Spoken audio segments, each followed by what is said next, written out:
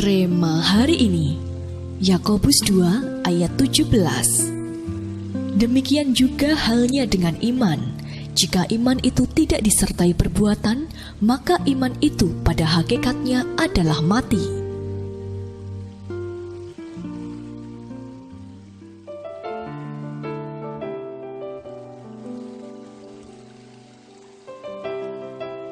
Bangsa Israel adalah bangsa yang dianugerahi sebuah visi besar oleh Tuhan.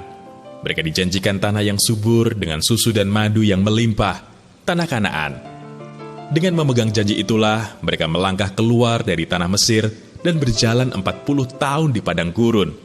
Ketika waktunya tiba mereka melangkah masuk ke tanah Kanaan, Tuhan tidak begitu saja memberikan tanah Kanaan itu. Mereka harus berperang merebutnya dari bangsa-bangsa kuat yang sudah terlebih dahulu tinggal di sana.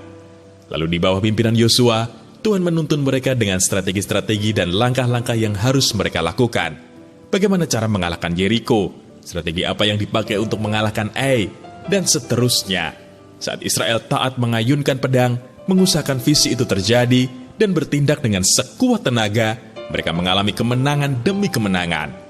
Tidak jarang Israel mengalami situasi yang sulit saat mereka harus memberikan ekstra perjuangan. Bahkan pernah mengalami kekalahan saat menghadapi Ai. Pernah juga terdesak saat menghadapi peperangan di Gibeon. Namun semua itu tetap harus dilakukan. Ajaibnya, ketika mereka berjuang, Tuhan tidak tinggal diam. Bahkan kemenangan selalu mereka dapatkan karena ada kuasa Tuhan yang membackup.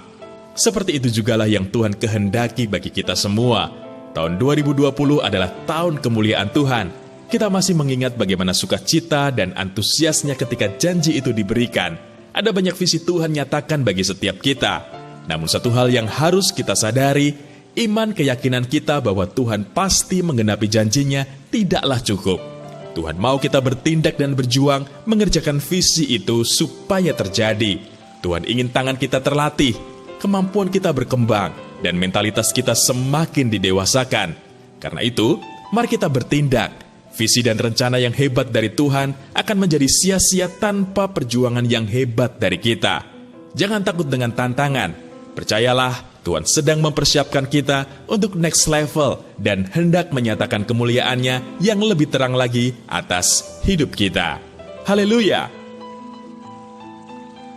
Rencana hebat apa yang sudah Anda susun untuk menghadapi tahun yang baru nanti? Menurut Anda, hal-hal apakah yang akan bisa membuat visi dan rencana Anda bisa digenapi? Adakah bagian Anda di dalamnya untuk mengusahakannya? Jelaskan apa yang akan terjadi menurut Anda jika Anda tidak melakukan bagian Anda.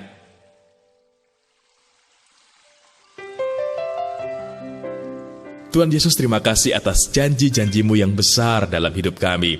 Kami tidak pernah ragu bahwa Engkau sanggup menggenapinya bagi kami.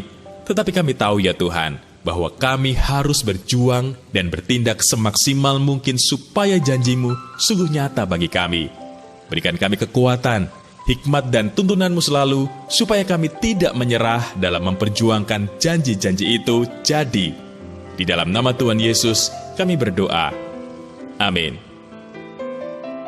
Rencana hebat harus diikuti dengan action yang hebat pula.